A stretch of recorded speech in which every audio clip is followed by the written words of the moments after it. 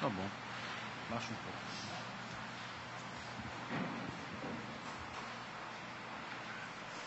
As crianças podem sair para a sua classe.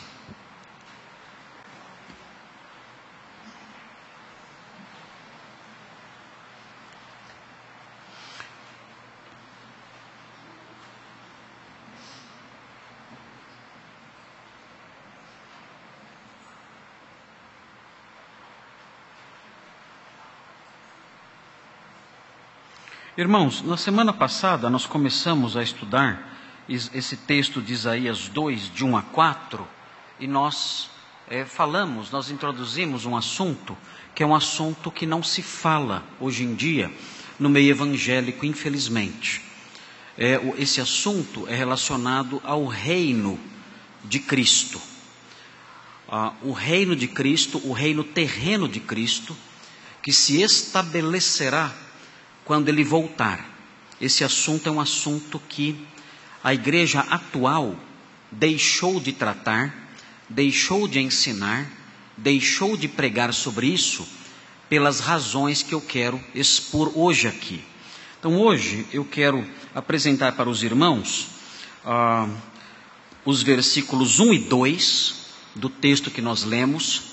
Esses versículos são bem curtinhos e eles não exigem longas explanações, mas eu quero situar os irmãos também dentro desse assunto, da importância dele e do cenário teológico, doutrinário, didático teológico atual, para que os irmãos compreendam o que tem acontecido nos dias de hoje.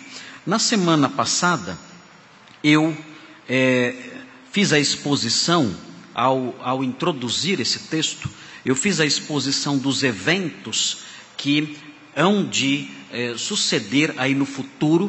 Nós estamos preocupados em mostrar para os irmãos o que vai acontecer com os crentes depois da morte.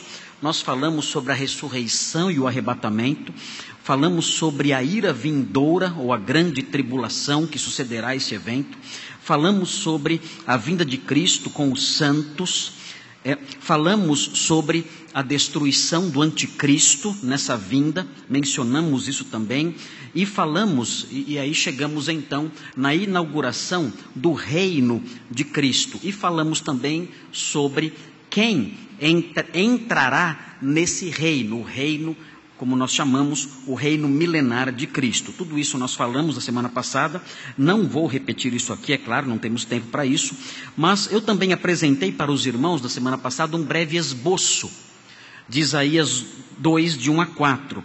E nesse esboço eu falei de 3 características do reino que nós aguardamos, que será inaugurado quando o Senhor voltar.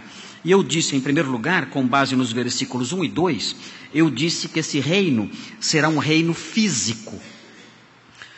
E vamos falar sobre isso hoje mais detidamente. Será um reino físico, um reino político, um reino palpável, um reino histórico, um reino que vai invadir a realidade que nós conhecemos e na qual nós estamos inseridos. Em segundo lugar, com base no versículo 3, eu disse também que será um reino de conhecimento. O versículo 3 realça isso. O reino que Cristo vai estabelecer neste mundo será um reino de conhecimento. E por último, eu disse no versículo 4, com base no versículo 4, que o reino que Cristo vai fundar, que vai iniciar neste mundo, é um reino de paz.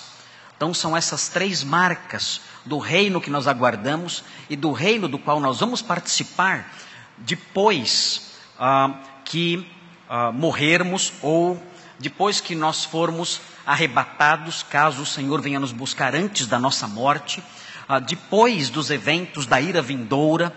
De tudo isso vamos participar depois da segunda vinda propriamente dita, a inauguração do seu reino. É desse reino que vamos participar. Um reino de paz, de acordo com o versículo 4, um reino de conhecimento, de acordo com o versículo 3, e um reino físico, político, palpável, de acordo com os versículos 1 e 2. Então nós vamos observar esses 2 versículos. Eu quero passar algumas informações para os irmãos acerca desse texto. Vou falar sobre onde esse texto se situa dentro da história bíblica, para que os irmãos compreendam melhor. Isaías foi um profeta que profetizou em Judá e Jerusalém durante o reinado de 4 reis. Os reis, durante o reinado dos quais Isaías profetizou, foram os reis Uzias, que é também chamado de Azarias, o rei Jotão, o rei Acás e o rei Ezequias. De maneira que a profecia de Isaías, o ministério de Isaías abrangeu o período de 739 a.C. até o ano 686 a.C. Esse é o período da profecia de Isaías. Foi nesse período que esse texto que lemos foi escrito, entre 739 a.C. e 686 a.C. Durante esse tempo, esse período, Judá, que era o país para o qual Isaías profetizou, Judá tinha prosperado bastante nos dias do rei Uzias. Era um reino ainda forte politicamente, economicamente, mas era um reino também que passava por um forte declínio espiritual. Era um reino rico, com um forte exército, um reino poderoso, mas no aspecto espiritual e moral, era um reino que estava em declínio. Se os irmãos olharem para os versículos 6, vejam o que diz o versículo 6, do mesmo capítulo aí que estamos lendo, 2:6, observe com atenção, diz assim: pois tu, Senhor, é o lamento do profeta, pois tu, Senhor, desamparaste o teu povo, a casa de Jacó, porque os seus se encheram da corrupção do Oriente, e são agoureiros como os filisteus, e se associam com os filhos dos estranhos. O povo de Deus estava contaminado por superstições, o profeta está dizendo aqui. Vejam o versículo 7 agora: a sua terra está cheia de prata e de ouro. Era um país rico, estavam prosperando economicamente, e não tem conta os seus tesouros. Foi assim que Uzias reinou. Uzias deixou o país nessas condições. Também está cheia de cavalos, e os seus carros não têm fim. Era forte economicamente e era forte militarmente, um grande país. Vejam na sequência, versículo 8, não estava cheia só de ouro e de cavalos e carros, diz o 8, também está cheia a sua terra de ídolos. Adoram a obra das suas mãos, aquilo que os seus próprios dedos fizeram. Com isso a gente se abate, e o homem se avilta, portanto não lhes perdoarás. Essa era a situação daquele país, rico, próspero, forte, mas um país que não temia o Senhor, que adorava ídolos.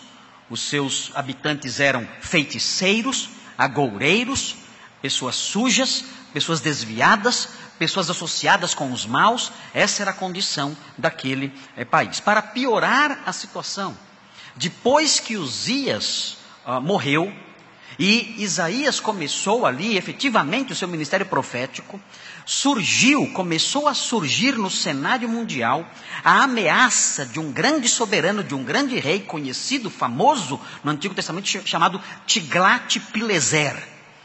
E esse grande rei, Tiglat-Pileser, era rei da Assíria.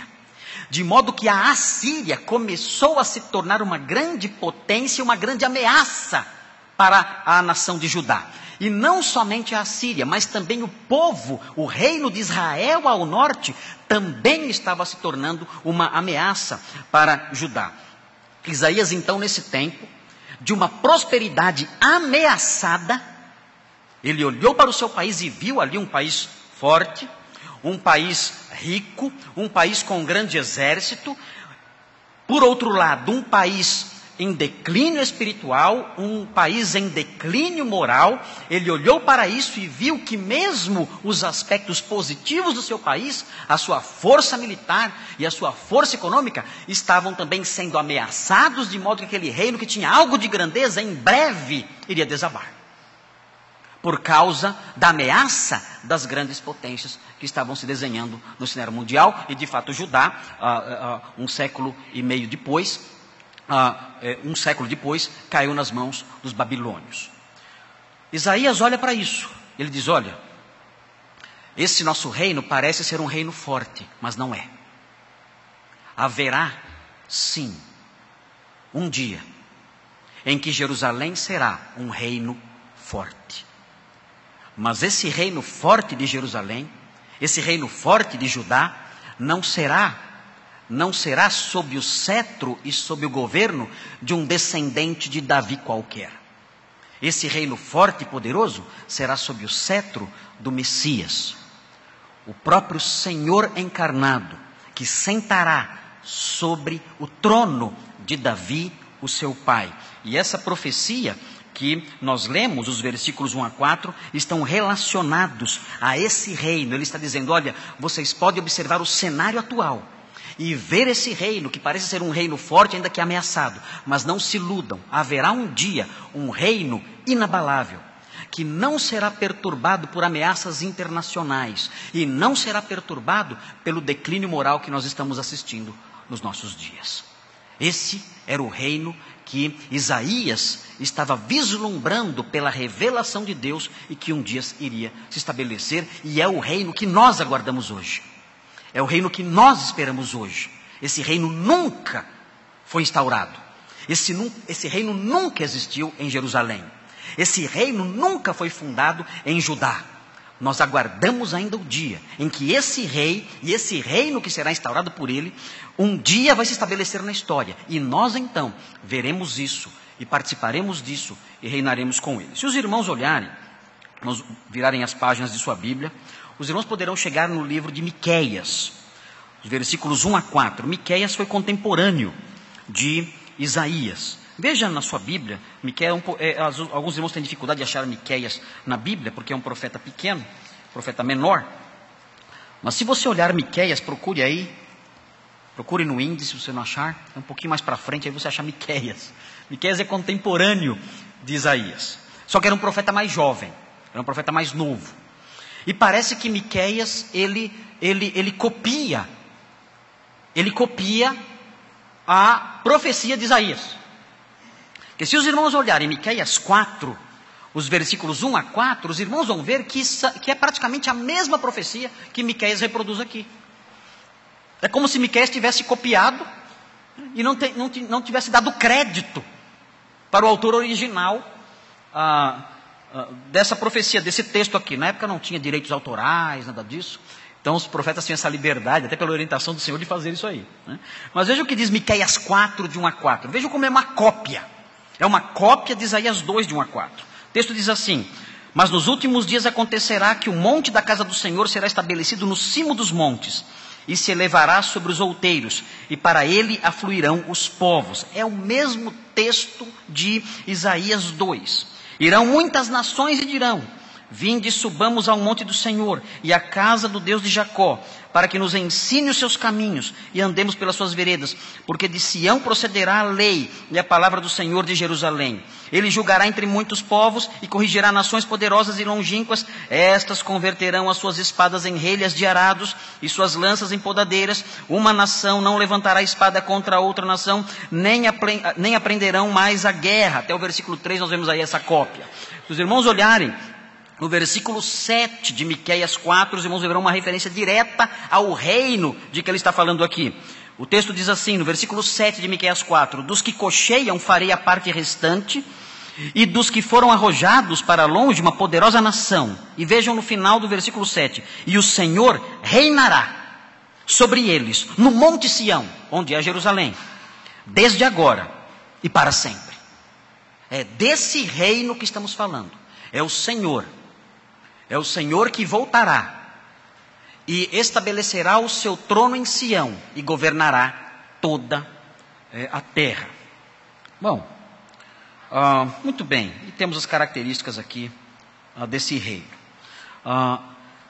Por que esse ensino sobre esse reino político, histórico, físico, palpável ele não existe quase hoje em dia mais na igreja cristã.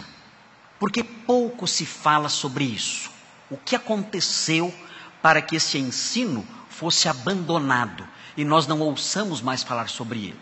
Inclusive aqui na nossa igreja falamos pouco sobre ele. Quando nós falamos sobre reino aqui em nossa igreja, nós geralmente nos referimos ao reino presente de Cristo. Porque Cristo já está reinando, não está? Cristo está no seu trono celeste. Cristo está reinando no céu. Nós temos um rei. Nós nos referimos muitas vezes à causa do nosso mestre como a causa do reino. Às vezes, quando eu vou falar aqui sobre as nossas ofertas, como disse há pouco, nós dizemos, olha, somente os cidadãos do reino devem participar. Eu digo às vezes, as muralhas do reino devem ser empurradas de dentro para fora. Os que estão dentro do reino é que devem empurrar essas muralhas. Nós temos que orar para que o reino de Deus se expanda. E nos referimos sempre ao reino como uma realidade espiritual, com o rei no céu, dirigindo os seus súditos aqui neste mundo. Por que nós falamos tão pouco sobre o reino político do Messias? Por que falamos tão pouco sobre o reino histórico, palpável do Senhor, que um dia será visível e notável e se estenderá por toda a terra no dia que ele voltar, quando ele voltar? Por que falamos tão pouco sobre isso?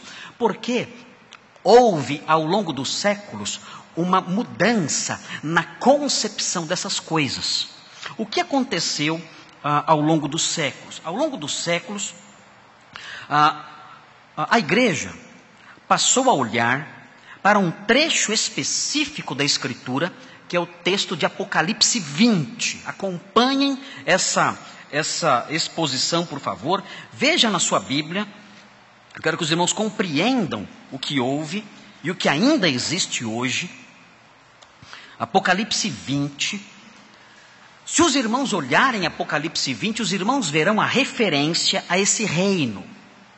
O texto diz assim, Apocalipse 20. O texto diz assim: então vi descer do céu um anjo, tinha na mão a chave do abismo e uma grande corrente. Ele segurou o dragão, a antiga serpente, que é o diabo, Satanás, e o prendeu por 1000 anos. E aí o texto prossegue. Lançou-o no abismo, fechou-o e pôs selo sobre ele, para que não mais enganasse as nações até se completarem os 1000 anos. Depois disto, é necessário que ele seja solto pouco tempo. Vi também tronos, e nestes sentaram-se aqueles aos quais foi dada a autoridade de julgar. Vi ainda as almas dos decapitados por causa do testemunho de Jesus, bem como por causa da palavra de Deus, tantos quantos não adoraram a besta, nem tampouco a sua imagem, e não receberam a marca na fronte e na mão, e viveram, ressuscitaram, e reinaram com Cristo durante 1000 anos. E prossegue o texto: os restantes dos mortos não reviveram até que se completassem os 1000 anos. Esta é a primeira ressurreição. Bem-aventurado e santo é aquele que tem parte na primeira ressurreição. Sobre esses a segunda morte não tem autoridade. Pelo contrário, serão sacerdotes de Deus e de Cristo, e reinarão com ele os 1000 anos. Esse texto fala de um reino de 1000 anos. E fala que esse reino de 1000 anos será marcado pelo governo de Cristo e pela prisão de Satanás. Mas o que aconteceu ao longo do tempo? Ao longo do tempo, na história do pensamento cristão, na história da teologia cristã, surgiu uma concepção que passou a ver esse período de 1000 anos como algo figurado. Passou a interpretar o reino de Cristo, de que falavam os profetas, e de que fala esse texto, pelo fato desse texto ser um texto repleto de figuras. E de fato o texto fala de Satanás sendo preso num abismo, por uma corrente. São figuras. E disseram o seguinte: olha, nesse texto tudo são figuras. Inclusive esse período de 1000 anos Essas coisas todas devem ser entendidas alegoricamente. Nós não podemos interpretar esse texto de modo literal. E partindo disso, então, começaram a interpretar também os textos proféticos que falavam desse reino grandioso, desse reino de uma duração imensa, aqui no texto falando de 1000 anos, passaram a interpretar todos os textos relacionados ao reinado terreno do Messias como textos que deveriam ser interpretados de forma alegórica e figurada. Então, o nome que foi dado a isso foi amilenismo. Por que esse nome, amilenismo? Porque a expressão milenismo ou milenarismo se referia à crença num reino terreno de 1000 anos. Como essas novas concepções, essas concepções não são novas agora, mas essas concepções posteriores passaram a ver essas coisas como a não existência de um reino de 1000 anos, então criaram essa expressão. O A é um alfa, nós chamamos isso de alfa privativo. O A significa não. É o alfa privativo, o amilenismo, ou seja, o não milênio. O milênio não existirá, não pelo menos na forma como a igreja tem crido até o século, creu até o século IV, pelo menos. O milênio não existe. O milênio, disseram, existe sim, mas não aqui neste mundo. O milênio deve ser entendido de outra forma. O amilenismo diz o seguinte: o milênio deve ser entendido como o período entre a primeira vinda de Cristo e a segunda vinda de Cristo. E disseram, nós cremos no milênio. Nós não somos não milenistas. Alguns teólogos dessa linha rejeitam a palavra amilenismo. Eles dizem, na realidade, nós somos milenistas que creem num milênio já realizado. É um milenismo realizado. O milênio é agora. É hoje. O Senhor subiu aos céus e sentou-se no seu trono e começou a reinar. E então se inaugurou o reino milenar de Cristo. Nós agora estamos, nesse exato momento, no milênio. E esse reino milenar vai terminar quando Cristo voltar. Esse é o milênio. Aí nós dizemos, mas o texto diz que durante o milênio Satanás seria preso. E eles dizem, Satanás está preso.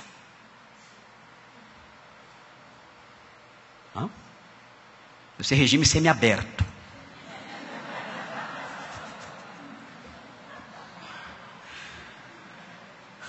E afirmam, então, isso, com toda a convicção, dizendo, não, Satanás já está preso.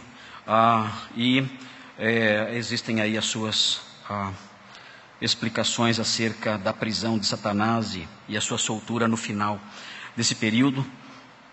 Mas essa teologia de um milênio celeste, não literal e figurado, é o que domina em praticamente todas as principais denominações evangélicas, batistas, presbiterianos, congregacionais e muitas outras defendem essa concepção do reino de Cristo como sendo um reino que está acontecendo agora. E um reino que não será terreno e que não será literal, político, histórico, como nós temos ensinado aqui. E essa concepção do milênio realizado foi proposta por um teólogo chamado Anthony Hockman. Ele usa essa expressão dizendo, nós não somos amilenistas, nós cremos sim no milênio, mas o milênio é realizado. Nós somos milenistas, nós cremos num milenismo realizado. Bom, muito bem. Será que a igreja sempre pensou assim? Será que a igreja antiga pensava desse jeito? Eu escrevi há algum tempo algumas coisas sobre esse assunto. Os irmãos podem ter informações sobre isso em alguns livros que eu produzi nos últimos anos. Um deles, Fundamentos da Teologia do Novo Testamento, tem algumas informações sobre isso. Tem também algumas informações sobre isso na prática da Igreja de Deus. Os primeiros capítulos são tratados um pouquinho sobre isso. No meu pequeno manual de doutrinas básicas também, os irmãos têm informações sobre também o milenismo ou milenarismo no seu sentido histórico, político, físico. E, na realidade, o que aconteceu foi que na igreja antiga, nos primeiros séculos, o milenismo era chamado de quiliasmo, de quilioi, que significa 1000. Esse era o nome desse período, ou a referência que faziam a esse período de 1000 anos do reinado literal de Cristo, o quiliasmo. E vários escritores antigos falavam sobre isso. Esse era um tema muito presente na igreja antiga. Os teólogos do passado falavam muito sobre isso. Eu posso testificar isso, porque eu li muito os teólogos do passado. E tive muito contato com a literatura dos pais da igreja. E eles realçam muito essa esperança. Eu enumerei aqui alguns nomes que tratam sobre isso. Pápias de Herápolis, que morreu no ano 140, menciona esse assunto. O autor, não sabemos o nome dele, o autor da Epístola de Barnabé, no ano 135, pouco tempo depois do fim do primeiro século. Justino Mártir, eu tenho uma citação de Justino Mártir aqui, numa obra famosa de Justino Mártir. Justino Mártir morreu no ano 165, claro, martirizado, como o próprio apelido dele diz. Ele morreu em Roma. E ele escreveu numa obra chamada Diálogo com Trífon, um diálogo que ele supostamente teve com um judeu não convertido.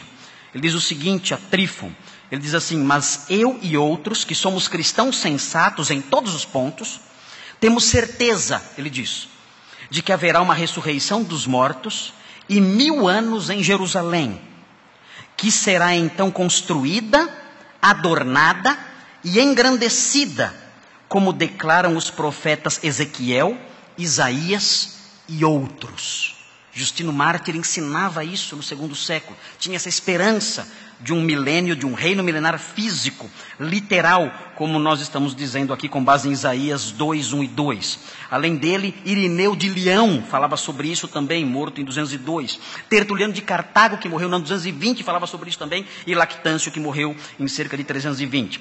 Há um historiador que todo jovem deveria ler, muito conceituado do século XVIII, o nome dele é Edward Gibbon. Edward Gibbon, ele escreveu uma obra-prima de história chamada Declínio e Queda do Império Romano. Dizem que essa obra era uma das obras principais, mais lidas e mais queridas de Winston Churchill, que foi primeiro-ministro da Inglaterra durante a Segunda Guerra Mundial. Edward Gibbon, o livro dele está em português, Declínio e Queda do Império Romano. Ele diz o seguinte acerca do cristianismo, quando ele trata sobre o Império Romano, o declínio e a queda desse império. Ele fala que naqueles dias imperava a doutrina de que a presente era de lutas, os tempos atuais, essa presente era de luta seria sucedida, isso os cristãos criam, por um alegre sábado de 1000 anos. Essa era a visão da igreja antiga, aqui sob a análise de um dos maiores historiadores do século XVIII, Edward Gibbon. E que Cristo reinaria sobre a terra até o tempo designado para a última e geral ressurreição. Esse é o testemunho desse grande historiador. Ele não era crente, mas há aqui também o testemunho de um outro historiador muito conceituado no meio reformado, chamado Philip Schaff. Philip Schaff escreveu um livro chamado History of the Christian Church. E ele fala nesse livro, são 8 volumes. Você consegue adquirir esses 8 volumes na Amazon, se você quiser. Prepare-se, você vai precisar ajuntar bastante dinheiro, porque esses 8 volumes do Philip Schaff, da History of the Christian Church, custam o absurdo. Os 8 volumes custam um absurdo na Amazon de R$4. R$4. É menos que um café expresso. Você consegue na Amazon, mas o livro no formato Kindle. Você consegue, não no formato em papel. Eu tenho formato em papel, grande, são 8 volumes enormes. Mas você consegue pelo formato digital por R$4 na Amazon. E já tem irmão comprando agora. Eu estou vendo aí vocês. Já estou vendo vocês mexendo aí. Não posso perder o meu. Né? E já estão aí digitando para comprar agora por R$4 os 8 volumes. Compre, porque é uma das maiores obras de história eclesiástica que já foram produzidas ao longo aí de toda a produção literária cristã. Philip Schaff, esse historiador reformado de destaque, teólogo também, ele diz o seguinte: o ponto mais notável da escatologia do período antiniceno. Antiniceno é antes do ano 381, quando houve o concílio de Constantinopla. Ou pode também ser uma referência ao período antes do concílio de Nicéia em 325. O ponto mais notável da escatologia do período antiniceno é o proeminente quiliasmo, ou milenarismo, que é a crença em um reino visível e glorioso de Cristo sobre a terra durante 1000 anos, com os santos ressurretos, a ser inaugurado antes da ressurreição geral e do julgamento. Então esse historiador dizia, Philip Schaff certamente não cria no milênio, mas ele dizia, essa era a crença dos primeiros cristãos. Eu tenho aqui uma citação também de Justo Gonzalez, de uma obra em 10 volumes que ele escreveu. Essa é uma citação do 2º volume, da Era dos Gigantes. É uma história ilustrada do cristianismo. Justo Gonzalez é uma grande autoridade de história eclesiástica. Produziu esses 10 volumes. Há também 3 volumes que ele produziu relacionados à história do pensamento cristão. Mas aqui no caso é a história do ilustrado do cristianismo, do volume 2, a Era dos Gigantes, em que ele fala como essas ideias de um milênio não literal começaram a se insinuar no cristianismo. E ele explica o seguinte, essas ideias começaram a surgir com o primeiro historiador da igreja, conhecido, dos seminaristas, dos pastores, dos intelectuais do campo, dos intelectuais cristãos, que é Eusébio de Cesareia. Eusébio de Cesareia foi um grande historiador, e ele criou o que é chamado, hoje em dia, de teologia oficial. E no que consistia a teologia oficial de Eusébio de Cesareia? Eu vou ler aqui o trechinho de Justo Gonzalez, e eu vou lendo e vou explicando melhor para os irmãos, para que os irmãos entendam o que aconteceu. Notem bem, a igreja naqueles dias cria nisso, num milênio literal. Cristo voltaria, estabeleceria seu reino em Jerusalém. Jerusalém seria enaltecida politicamente, ela seria enaltecida historicamente. Essa era a visão de um reino palpável, político, histórico e literal até o 4º século. Depois, como nós temos visto aqui, isso foi sendo abandonado. Vou mencionar aqui, vou citar aqui para os irmãos o que diz Justo Gonzalez. Diz o seguinte, o esquema de Eusébio historiador do 4º século, o esquema que Eusébio concebeu em termos de história, o obrigou a abandonar um dos temas fundamentais da pregação cristã primitiva. Que tema era esse? Ele diz, a vinda do reino. Eusébio de Cesareia concebeu uma teologia em que ele abandonava um dos temas centrais do cristianismo, que era a vinda do reino. Ele prossegue, Eusébio não o diz explicitamente, mas ao lermos as suas obras, temos a impressão de que com Constantino, os irmãos conhecem a história, sabem que Constantino cristianizou o império, o imperador Constantino, com a sua suposta conversão, ele cristianizou o império, e Eusébio era amicíssimo de Constantino, Eusébio era fã de Constantino. Se você ler a história eclesiástica de Eusébio de Cesareia, você vai ver que Eusébio era fã de carteirinha. Ele até abriu uma comunidade lá chamada Eu Amo Constantino, no Facebook da época. Era fã número 1. Gostava de Constantino e elogiava Constantino como um dos maiores soldados, um dos maiores príncipes, um dos maiores reis que o mundo já viu. Enaltecia até no aspecto físico dele, sua força, sua altura. E ele prossegue aqui, Justo Gonzalez prossegue dizendo que temos a impressão de que com Constantino, de acordo com Eusébio, e seus sucessores, o plano de Deus se cumpriu. Constantino se converteu. Então o reino de Cristo foi inaugurado com a conversão de Constantino. Agora, com o imperador sendo crente, se bem que nunca foi, mas com o imperador sendo crente, agora então o reino de Cristo vai se expandir de mar a mar, cumprindo as profecias de Isaías, de Ezequiel, de Jeremias e dos demais profetas. Ele prossegue, fora isto, a única coisa que ainda, crentes, precisamos esperar é o momento de sermos transferidos em espírito para o reino celestial. Então, se você pega a nossa inódia, e quando falamos sobre o nosso futuro, só falamos de ir para o céu. Os nossos hinos só falam disso, de ir para o céu. Como se não existisse mais nada. Vai para o céu, acabou. Acabou, é o estado definitivo. E isso não é verdade. Paulo disse que não era verdade. Paulo disse, se nós formos para o céu, Paulo não queria ir para o céu antes da vinda de Cristo, porque ele dizia, eu não quero ser encontrado nu. Porque ele considerava a alma sem o corpo nua. E ele fala, eu quero ser revestido, eu quero ser transformado, ou no mínimo passar pela ressurreição dos mortos, é isso que eu quero. Eu não quero ser encontrado nu, não quero ficar no céu nu, sem um corpo.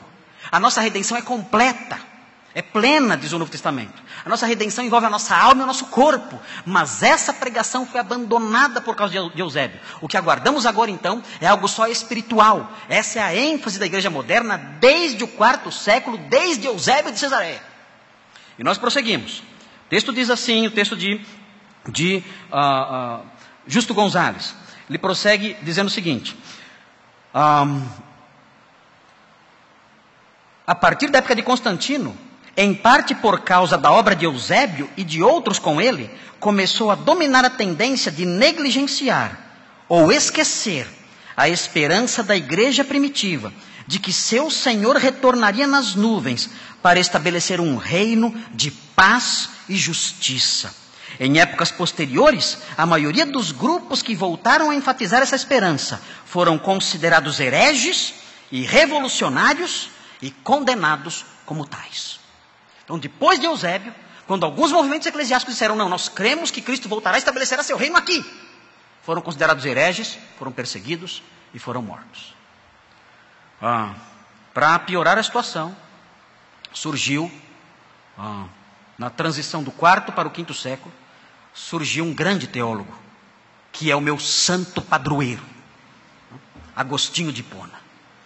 Surgiu no cenário do pensamento teológico de então. E ele ensinou coisas extraordinárias. Agostinho foi o maior teólogo que já existiu na face da terra. Não existia um teólogo como Santo Agostinho.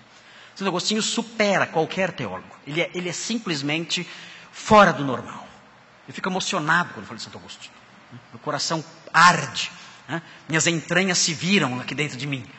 Porque a sua inteligência, a sua capacidade, a sua retórica, a sua espiritualidade, a grandeza do seu pensamento, a sua criatividade literária são insuperáveis. São insuperáveis. Não existe ninguém como ele. Não existe. Mas Agostinho, ele realçou a visão de Eusébio de Cesareia. E ele escreveu uma obra que é uma das obras mais conhecidas da história do pensamento cristão, que é a obra chamada Civitate Dei, ou seja, a cidade de Deus. Ele escreveu essa obra por causa da queda de Roma em 410, quando Alarico invadiu Roma, e começaram a acusar os cristãos dizendo, Roma caiu porque abandonou o paganismo. Então Agostinho disse, não, isso não é verdade. Roma não caiu porque abandonou o paganismo, Roma caiu porque o Senhor pesou a sua mão sobre ela. E aí Agostinho escreve então a cidade de Deus para defender os cristãos. E ele afirma na cidade de Deus, eu tenho aqui um trechinho, vou ler para os irmãos. Olha o que ele diz. Durante os 1000 anos, enquanto o diabo estiver amarrado, Apocalipse 20, os santos também reinarão. E veja o que ele diz no finalzinho. Até aqui tudo bem. Até aqui eu leio Agostinho e falo, amém, meu santo. Amém. O texto diz aqui da cidade de Deus, durante os 1000 anos, enquanto o diabo estiver amarrado, os santos também reinarão. Amém. É verdade. E nós cremos nisso. Mas ele prossegue e diz, e sem dúvida, os dois períodos são idênticos e significam o período entre a primeira e a segunda vinda de Cristo. Ou seja, o milênio é agora. Aí Agostinho se uniu a Eusébio, rompendo com o ensino do reino literal, político, histórico, ensinado pelos primeiros pais, pelos primeiros teólogos do passado. O que aconteceu na sequência? A igreja adotou essa visão desde então e passou a defender isso ao longo da Idade Média. Na época da Reforma Protestante isso permaneceu. Há uma obra escrita por um italiano, o nome dele é Ronald Di Prose. Ele escreveu um livro chamado Israel and the Church, Israel e a Igreja, The Origins and Effects of Replacement Theology, as origens e os efeitos da teologia da substituição.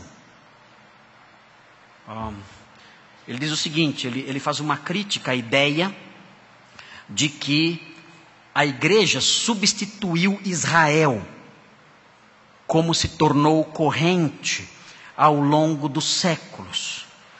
E ele diz que um dos efeitos disso, da visão de que a igreja tomou o lugar de Israel, foi a rejeição da esperança israelita de uma redenção nacional de Judá e de Jerusalém.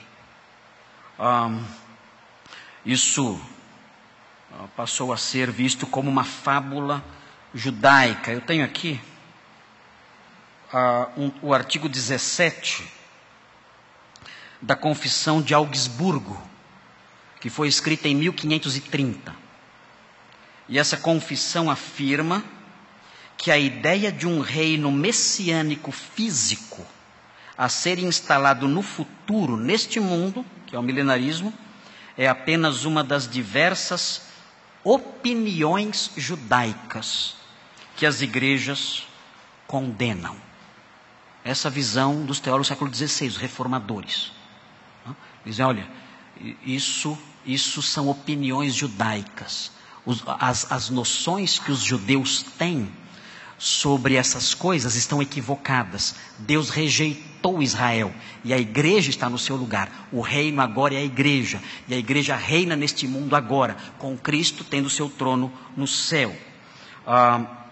Também eu tenho aqui a primeira edição dos Artigos Anglicanos, elaborados por Thomas Cranmer em 1553. E ele descreve o milenarismo como uma fábula própria da senilidade judaica. A ideia é a seguinte: Deus rejeitou Israel. E todos esses pensamentos de Israel, de Deus resgatando Jerusalém, Deus resgatando Judá, estabelecendo o seu trono e resgatando a nação, tudo isso são superstições judaicas. Nós, a igreja que somos o Israel, Cristo já é o nosso rei, nós já estamos nesse reino prometido lá nas páginas do Antigo Testamento, já reinamos, e qualquer esperança de um resgate de Sião é uma superstição, uma simples superstição judaica e nada mais. Temos que rejeitar isso. E esse pensamento é o que perdura até hoje. Inclusive, se os irmãos lerem os livros de Wayne Grudem, que é um teólogo atual, muito respeitado, ele vai dizer isso. Ele vai dizer que a igreja agora é o Israel de Deus.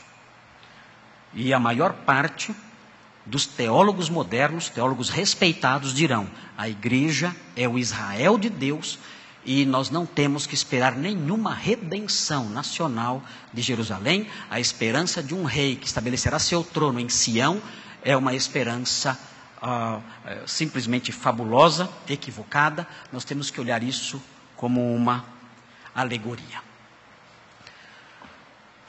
Por isso estamos aqui. Por isso não falamos sobre o reino. Ninguém fala. O reino já está aqui. Satanás está preso, somos o reino. Sião somos nós. O monte Sião somos nós. O trono é celeste e aguardamos apenas ir para o céu. Quando cantamos, cantamos isso. Quando falamos da esperança futura, só falamos disso. Esquecemos a velha e doce esperança de ver o Senhor descer dos céus e sentar no trono de Davi e reinar sobre este mundo, resgatando a criação, resgatando todas as nações, resgatando o universo e fazendo todos se curvarem debaixo do seu cetro poderoso e do seu cetro adorável. Nós perdemos essa dimensão da nossa esperança. E quando perdemos a dimensão dessa nossa esperança, nós nos mundanizamos. Porque se o reino milenar de Cristo é isto que vivemos aqui, então isso gera apenas frustração no nosso coração. Isso esvazia o aspecto mais elevado da nossa esperança. Por quê? Eu nem falei do versículo 1 e 2 ainda. Calma, se eu me prolongar, eu paro e continuo semana que vem. Eu não vou manter vocês aqui até 00:30 ou até a vinda do milênio. Não vou fazer isso. Vou fazer isso. Eu vou caminhar de acordo com as informações que eu quero passar. Mas é muito difícil eu conseguir calcular, quando eu preparo o sermão, o tempo que eu vou gastar. Tem pastores que ficam ensaiando em casa. Eles pregam para o espelho e marcam o tempo. E o espelho não reclama, então eles vão falando. E aí, até aqui gasta mais ou menos meia hora. Mas eu não faço assim. Então os irmãos são os meus cobaias. Os irmãos são os primeiros que ouvem meus sermões. Os irmãos e quem está em casa. Quem está em casa tem a chance de ir para o quarto, tirar a sonequinha, voltar depois. Mas vocês não podem. Se quiser tem que dormir aqui mesmo, não tem jeito. Alguns fazem isso, não tem problema. Mas fica chato, o pastor está vendo você dormir. Então tem que ficar acordado para aprender. Então, como eu não sei calcular o tempo exato que eu vou gastar na exposição, então eu vou caminhando. Quando eu vejo que o meu tempo já está minguando, eu paro e falo, semana que vem eu continuo. O importante é que os irmãos vão aprendendo essas coisas. Não importa aí o ritmo do pastor. É importante que os irmãos aprendam essas coisas, conheçam essas coisas. Muito bem. Então, o próximo item que eu quero destacar é o seguinte. Depois de ter mostrado para os irmãos essa realidade, como ela se instalou, eu quero mostrar para os irmãos por que é necessário entender o reino de Cristo, o reino vindouro, como um reino literal, histórico, palpável, político. Por quê? Bem, me acompanhem, não se preocupem com o horário, porque como eu disse, eu vou parar de falar quando eu perceber que já deu a hora. Eu continuo depois. Se eu acabar hoje, tudo bem. Eu acabo semana que vem. Se não acabar semana que vem, acabo na outra. Tem um milênio pela frente também, segundo os amilenistas. Muito bem. Em primeiro lugar, por que é necessário entender o milênio como um reino físico? Simples. Primeira resposta. Porque as profecias de Isaías sobre a primeira vinda de Cristo, todas elas foram literais, se cumpriram literalmente. Todas. Sobre a primeira vinda. Eis que a virgem conceberá. Isso foi figurado ou se cumpriu literalmente? Vocês acham? Eis que a virgem conceberá e dará à luz um filho. Isso foi figurado? Ou foi literal? Isso foi literal. Isaías capítulo 9. Um menino nos nasceu, um filho se nos deu, e o principado está sobre os seus ombros, e o seu nome será maravilhoso conselheiro, Deus forte, Pai da eternidade, príncipe da paz. Esse menino nasceu mesmo? Ou é uma ideia, uma alegoria? Ou nasceu um menino assim? Nasceu um menino assim. Nós comemoramos o seu nascimento há algum tempo atrás. Isaías 53. Nós olhamos para ele e nenhuma beleza vimos. Ele foi ferido pelas nossas iniquidades. Foi traspassado por causa das nossas transgressões. O castigo que nos traz a paz estava sobre ele. Pelas suas pisaduras fomos sarados. Isso se cumpriu historicamente? Ou é um conceito alegórico, etéreo, ideológico? Ou realmente alguém sangrou e foi traspassado e moído pelas nossas iniquidades na história, no espaço em que nós vivemos? Isso ocorreu literalmente, historicamente, ou foi algo simbólico? Não, nós sabemos. Quando Isaías escreveu, ele escreveu algo que se cumpriu literalmente. Todas as profecias sobre a primeira vinda foram literais. Por quê? As profecias sobre a segunda vinda não serão. Aliás, não somente as profecias de Isaías sobre a primeira vinda de Jesus foram literais. Todas as profecias de Isaías, todas que já se cumpriram literalmente. Todas elas. Ele disse que o rei Ezequias ia viver mais 15 anos. Ezequias não ficou lá pensando, ai, será que isso é simbólico? Será que eu vou viver 15 anos mesmo? Será que isso é simbólico? O que ele quis dizer com isso? Não, ele viveu mais 15 anos. Isaías profetizou que surgiria, quase 200 anos depois dele, um príncipe chamado Ciro. Ele profetizou isso. Um libertador chamado Ciro. Ele falou sobre isso no capítulo 44 e no capítulo 45 de sua profecia. Isso se cumpriu literalmente ou não? Isso se cumpriu literalmente. Surgiu o grande imperador, o grande rei do Império Medo-Persa, e o nome dele era Ciro. Todas as profecias de Isaías se cumprem literalmente. Nenhuma se cumpre alegoricamente. E nós podemos então esperar que a volta do Senhor se cumpra e o seu reino se cumpra literalmente também. Segundo motivo, por que podemos esperar um reino literal, histórico, palpável? Porque foi isso que o anjo Gabriel disse a Maria, e foi isso que o próprio Jesus disse a Pôncio Pilatos. Vejam Lucas capítulo 1, quero que os irmãos acompanhem essa leitura, Lucas capítulo 1. Eu quero com isso realçar a esperança dos irmãos. Quero que os irmãos resgatem essa esperança tão antiga, dos cristãos do passado. E vou dizer no final por que é importante isso para a nossa vida. Você deve estar pensando, que coisa mais teórica, que coisa mais, coisa de escola, curso de seminário. Né? Isso aí não tem nada a ver com a minha vida? Tem. Eu vou mostrar no final por que tem a ver com a sua vida.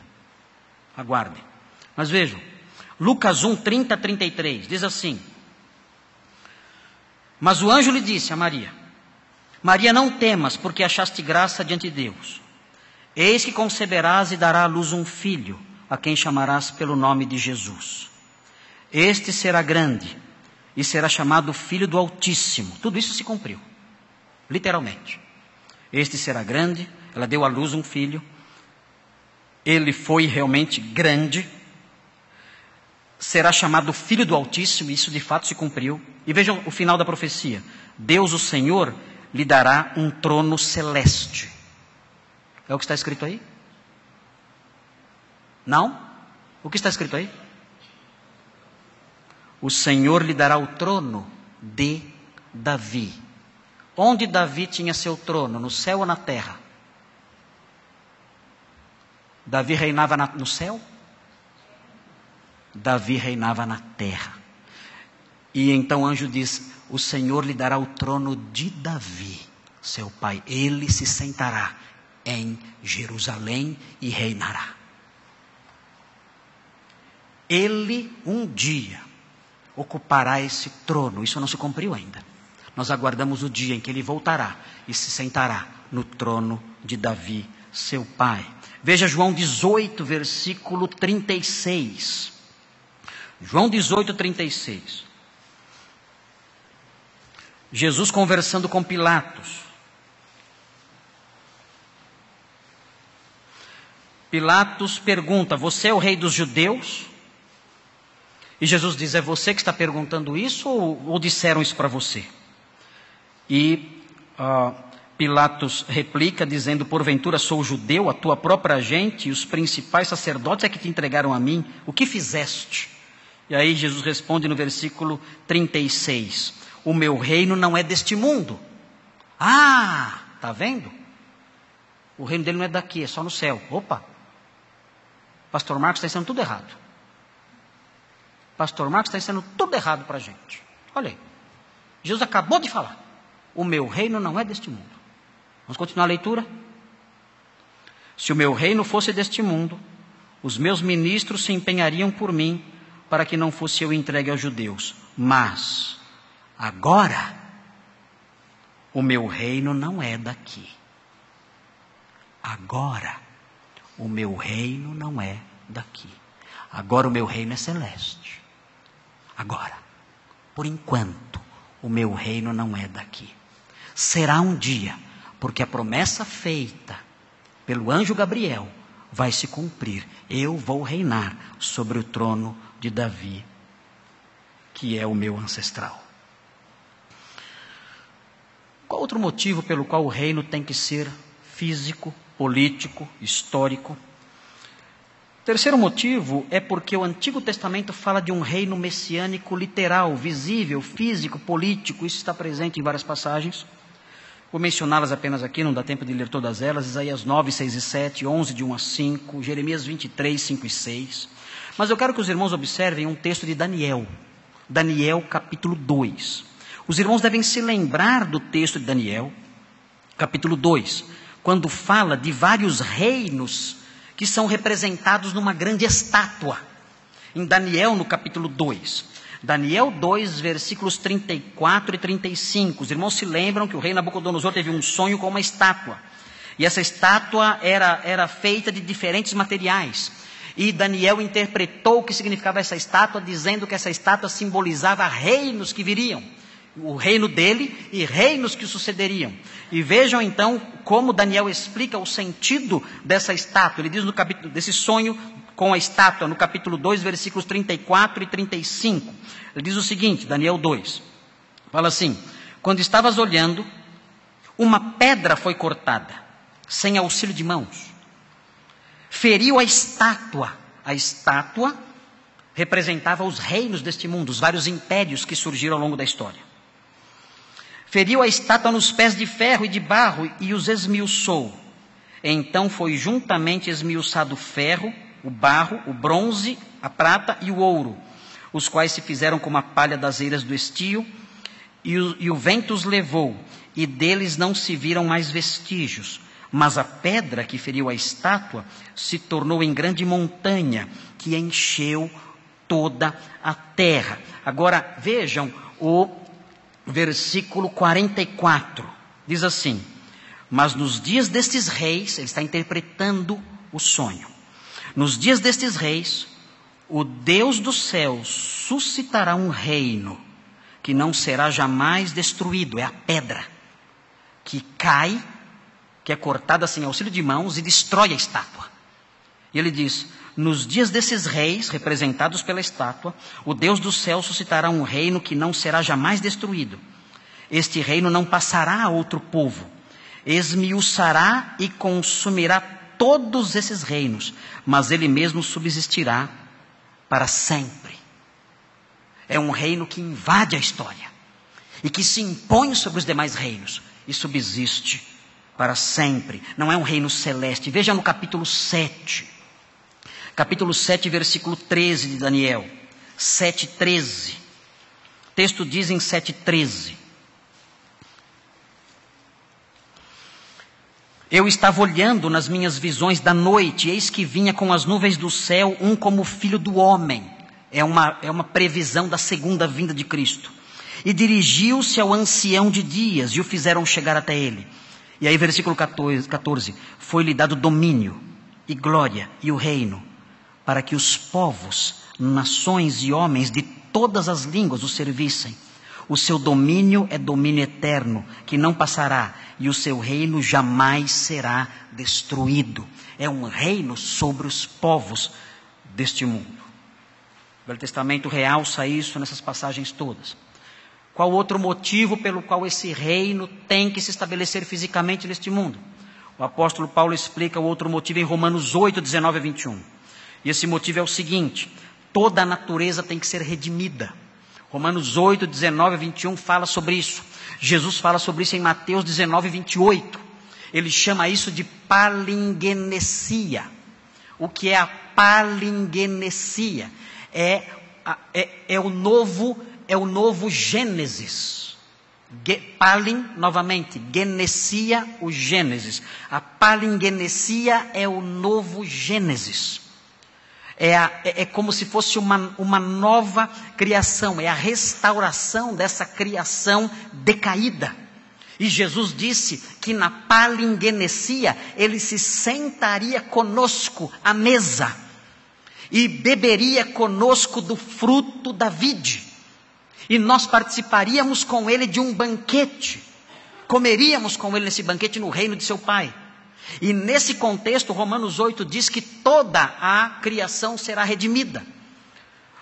O texto de Isaías, vamos ver isso nos próximos estudos, o texto de Isaías fala do lobo e da ovelha juntos, do leão comendo palha, das crianças brincando junto às serpentes, sem que haja mal nenhum.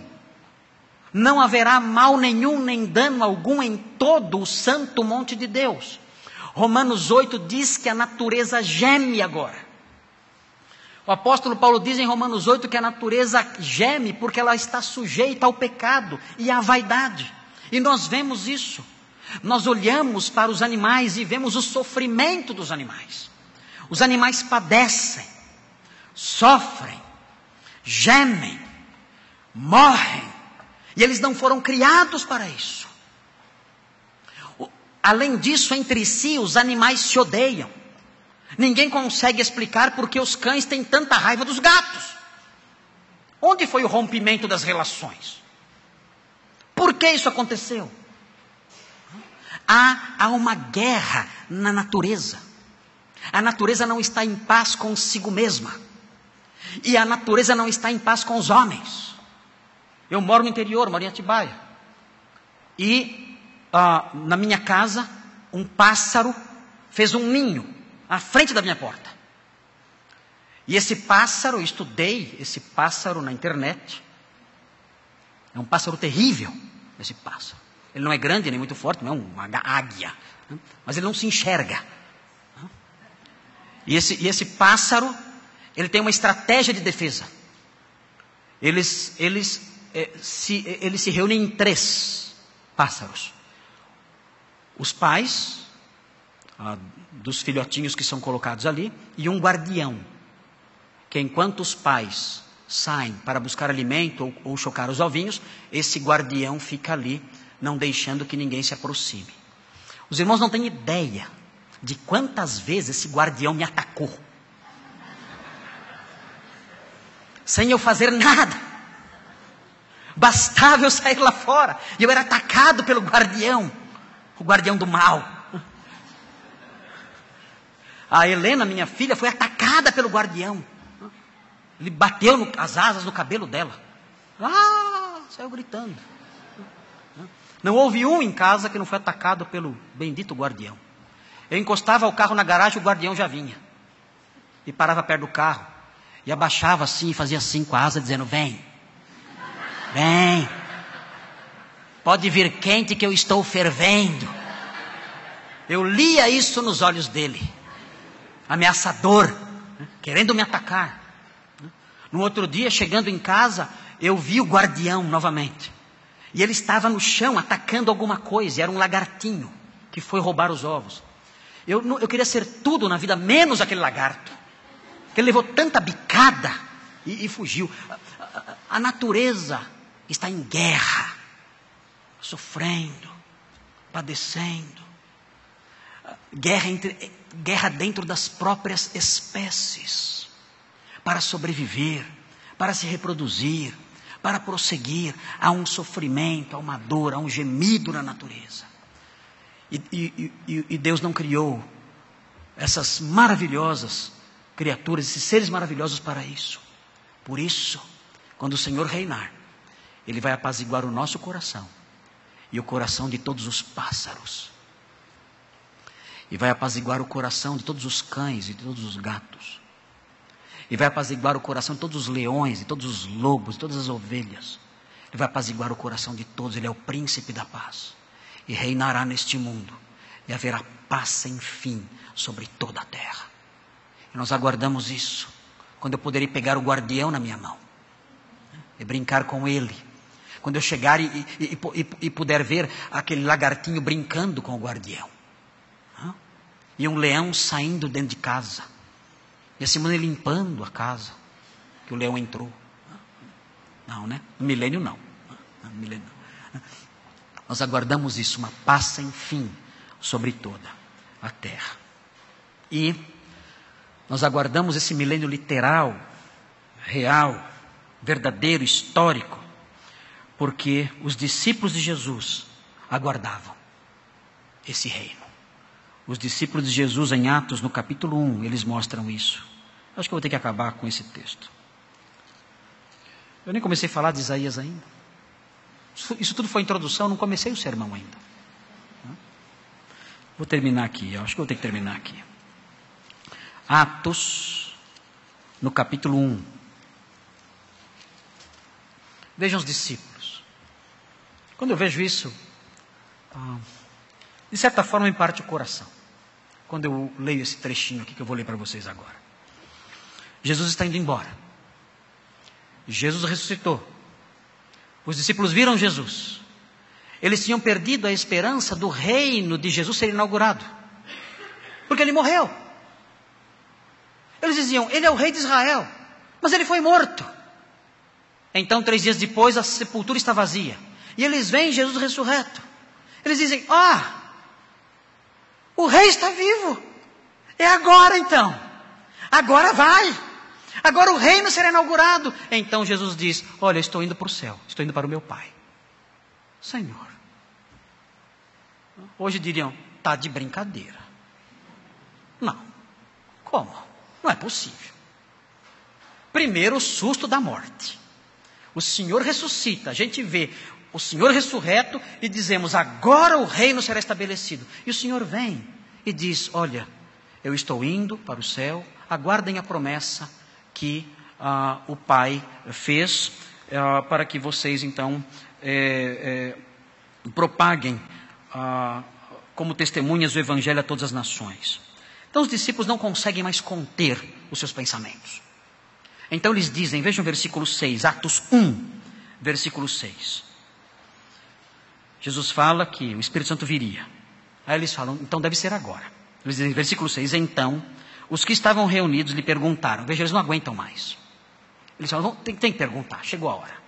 Senhor, será este o tempo em que restaurarás o reino a Israel?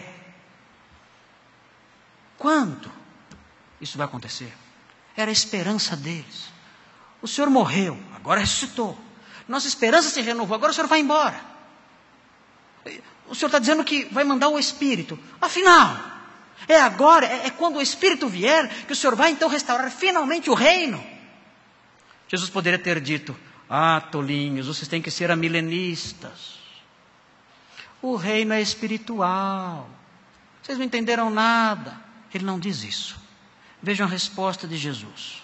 Jesus diz, não vos compete conhecer tempos ou épocas que o Pai reservou pela sua exclusiva autoridade. Ele disse, o tempo em que isso vai acontecer, não vos compete saber. A esperança deles estava certa? Estava. Mas isso que vocês esperam, o momento em que isso vai acontecer, o Pai não revelou. Eu não vou dizer quando será. Será, como dizem os profetas. Meu reino agora não é daqui. Será. Mas quando? Não vou dizer. Aguardem o consolo e a orientação do Espírito Santo. Sejam testemunhas de mim, as minhas testemunhas, através do poder do Espírito. Mas eu não vou dizer para vocês quando o meu reino virá. E não falou. E os discípulos aguardaram o Senhor voltar e estabelecer o seu reino. Paulo morreu na esperança de que o Senhor voltaria e estabeleceria o seu reino. E o Senhor se foi. E nós aguardamos esse reino há 2000 anos. É muito tempo. Pedro disse, nos últimos dias zombariam de nós, dizendo, onde está a promessa da sua vinda? Pois tanto tempo já se passou, e o reino não se estabelece, desde que os pais dormiram, desde que as promessas foram feitas, tantos séculos já se passaram, onde está a promessa de sua vinda? Então Pedro responde o seguinte, eles fingem não saber, que para Deus, um dia é como 1000 anos, e 1000 anos é como um dia. Na mente de Deus, sabe quando Jesus subiu? Anteontem. o Senhor não tarda a promessa da sua vinda. Nós aguardamos isso, a vinda desse reino. Bom, agora vamos à pregação de hoje.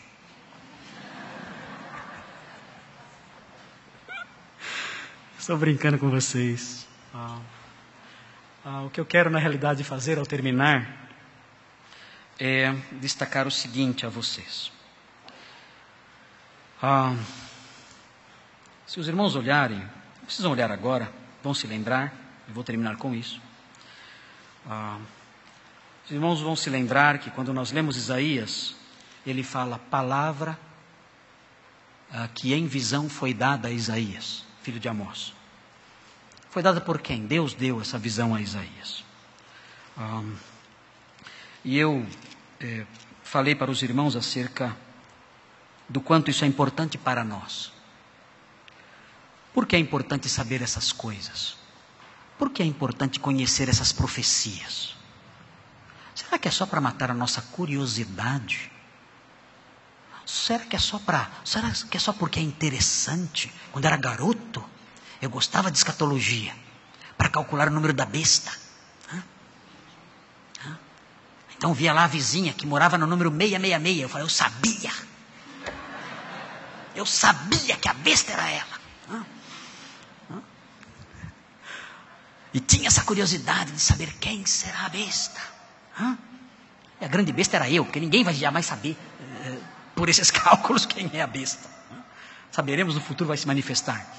Mas era para isso, só para matar a curiosidade. Mas para que servem essas coisas? É para isso? É para matar a curiosidade? Não.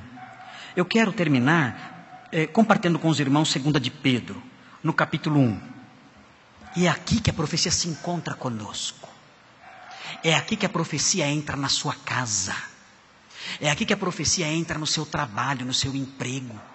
É aqui que a profecia entra no seu casamento. É aqui que a profecia entra na sua vida financeira. É aqui que a profecia entra nos seus problemas. É aqui que a profecia entra no seu coração, nas nuvens que nublam o seu coração. É aqui que a profecia nos invade e nos ajuda a prosseguir. Não é apenas o aspecto didático dela, que é vibrante, que entusiasma, mas é mais do que isso. É ajuda, é água, é luz, é alimento. Vejam o que diz Pedro, na sua segunda epístola, 2 de Pedro. Vejam o capítulo 1. Eu quero que os irmãos observem o versículo 20. Vejam o que ele fala sobre Isaías, Jeremias, Ezequiel, os demais profetas. Ele diz o seguinte: sabendo primeiramente isto, que nenhuma profecia da Escritura provém de particular elucidação, ou seja, os profetas não inventaram essas coisas. É o que o texto está dizendo aqui. Os profetas não inventaram tudo isso que nós compartilhamos aqui hoje.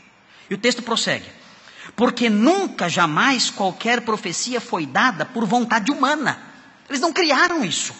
Entretanto, homens santos falaram da parte de Deus, movidos pelo Espírito Santo. Ou seja, são textos que podemos depositar neles a nossa confiança, crer neles, porque Deus os revelou.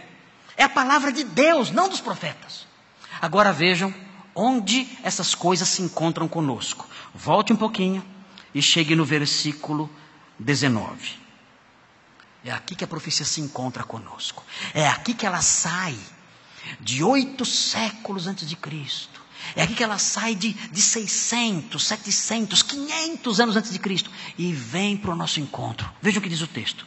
Temos assim, tanto mais confirmada a palavra profética. E fazeis bem em atendê-la. Ouçam a palavra profética. Por quê? O texto explica. Porque ela é como uma candeia que brilha em lugar tenebroso. Onde é o lugar tenebroso? É aqui. Nós estamos num lugar tenebroso. Aqui nós temos medo. Aqui nós temos dúvidas. Aqui nós temos frio. Aqui nós temos fome. Nós vivemos num lugar tenebroso. Eu deito a minha cabeça no travesseiro. E eu tenho medo que as minhas dores abdominais voltem e eu volte para o hospital. As minhas filhas vão para a escola. E eu tenho medo que alguém lhes faça alguma maldade. Eu não sei o que vai acontecer amanhã. Eu olho para a minha família. Eu olho para a minha saúde. Eu olho para os meus cabelos brancos que vão aparecendo. Eu olho para a minha realidade em todos os aspectos, física, financeira, profissional, intelectual. Eu olho para tudo isso e eu vejo tudo se desfazendo. Há irmãos que olham para os seus lares, para os seus filhos, para os seus pais, para os seus cônjuges, e veem isso, veem um lugar tenebroso. Há medo, há insegurança, há frustração. Vivemos num lugar tenebroso. O que fazer num lugar tenebroso? Onde podemos correr? Onde podemos encontrar algum amparo, algum consolo, alguma esperança, alguma luz?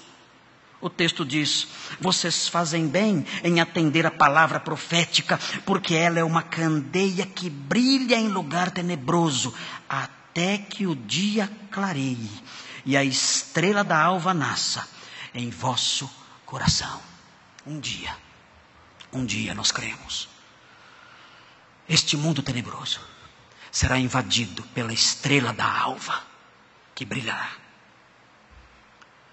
E nossos corações então serão iluminados. E toda a treva se dissipará. E todo medo vai se esvair. E todas as nuvens desaparecerão. Todos os temores, todas as dúvidas, todos os sofrimentos, tudo que nos tortura, vai desaparecer naquele dia quando a estrela da alva brilhar. A estrela da alva brilhar no dia glorioso em que o reino se estabelecer. Mas enquanto isso não acontece, o Senhor nos deu uma candeia. E o que é essa candeia? É a palavra profética. Você quer consolo? No meio da escuridão? Leia Isaías 2. Leia as promessas do reino. São luzes, são velas, são candeias que aquecem, que dão esperança, que nos consolam, que nos ajudam a prosseguir. Esse é o consolo do cristão. Essa é a candeia que ilumina no lugar escuro. Vamos orar.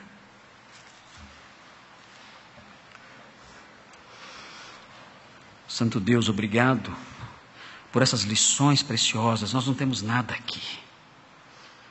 Os conselhos deste mundo são vazios, são mentirosos, são ocos, são inúteis. Os conselhos deste mundo não matam a sede, não afugentam o medo. Tudo que temos aqui é engano, é passageiro, é provisório, é ilusório. Mas o Senhor, enquanto caminhamos nesse vale escuro, o Senhor nos deu uma candeia. E essa candeia é a palavra profética que ilumina nossa mente, ilumina o nosso coração. E servirá continuamente para nos iluminar até o dia em que nós vamos ver a estrela da alva raiando num novo dia, no dia da inauguração do teu reino messiânico. Então, naquele dia, não precisaremos mais da candeia. Tudo se cumprirá. E estaremos no seu reino onde não há noite. No teu reino de um dia sem fim. Aguardamos esse reino. Consola-nos, ensina-nos, ajuda-nos a desfrutar da luz da candeia, enquanto não temos ainda a luz da estrela da alva. Pedimos isso em nome de Jesus. Amém.